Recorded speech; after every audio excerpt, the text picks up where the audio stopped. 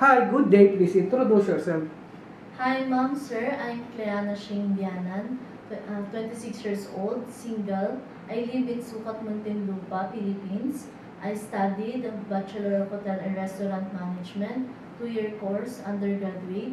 I'm also a caregiver with NC2 certificate. Why do you want to work in Hong Kong? I want to work in Hong Kong to secure my future and also to help my parents. Do you have working experience abroad as a domestic helper? No, Ma'am, Sir, but I had a work experience here in Philippines as a domestic helper for 2 years. What are your duties and responsibilities to your employer?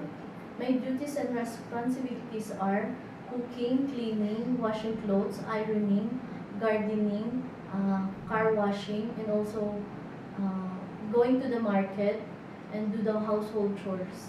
Did you take care of baby, child, or elderly?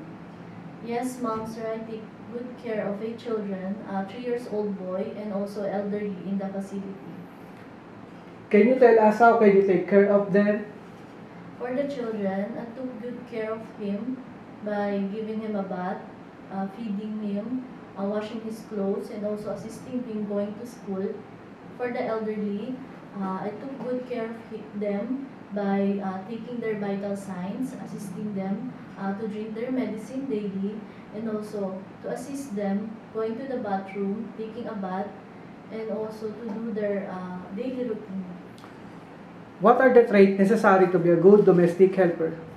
To be a domestic helper, you must be loyal, honest, trustworthy, flexible, a hardworking person. Lastly, anything else you want to tell to your future employer?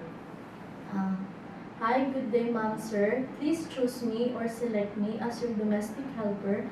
I am honest and loyal, trustworthy, and also a hardworking person. Thank you and hope to see you in Hong Kong.